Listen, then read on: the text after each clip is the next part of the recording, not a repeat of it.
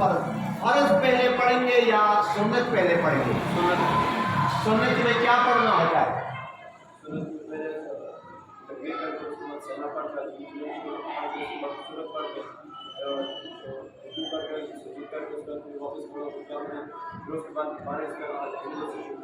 اچھا فرض جو ہے نا، فرض میں بھی کچھ پیچھے جو ہے نا آپ امام کے ساتھ کھڑے ہیں تو کچھ پڑھنا پڑتا ہے کہ نہیں پڑھنا پڑتا ہے؟ بس ثنا پڑھنی پڑتی ہے، اور اس کے بعد رکوع سجود میں کیا کرنا پڑتا ہے؟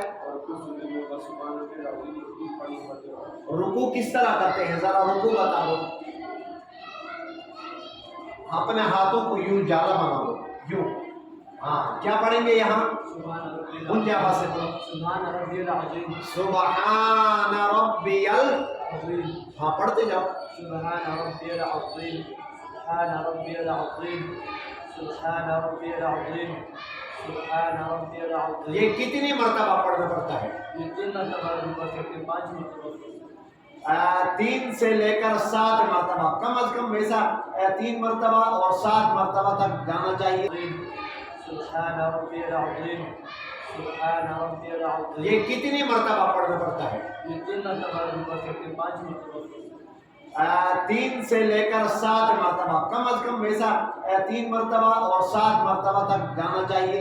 اور سمع اللہ لمن حمدہ کر کے کھڑے ہو جاؤ. اب یہاں کیا پڑھیں گے جب کھڑے ہوتے ہو؟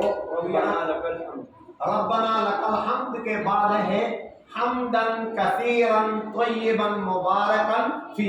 ویورز یاد رکھ لیں، جتنے بھی ویورز ہیں آپ تمام حضرات سے گزارش ہے کہ حتی تطمئن قیام اس کو کہتے ہیں کہ جیسا یہ بچہ کھڑا ہو گیا اور سمع اللہ لمن حمدہ ربنا لک الحمد، اور آگے پڑھنا حمدن کثیرا طیبا مبارکا فی، اتنا کھڑا ہونا ہے. پھر اس کے بعد سجدے کی طرف جانا ہے. کھڑے ہو جاؤ بیٹے. ظہر کی نماز میں سنت جو ہے، سنت مؤکدہ ہے جو سب سے پہلے پڑھ رہے ہیں، یا غیر مؤکدہ ہے؟ اونچی آواز سے بولے. سنت مؤکدہ. سنت مؤکدہ یاد رکھ لیں بیبرز حضرات، سنت مؤکدہ اس کو کہ صلی اللہ علیہ وآلہ وسلم نے مکمل طور پر پڑھے ہوں، اور غیر مؤکدہ اس کو کہتے ہیں جو رسول اللہ صلی اللہ علیہ وآلہ وسلم نے کبھی پڑھ لیے اور کبھی پڑھ لیے، کبھی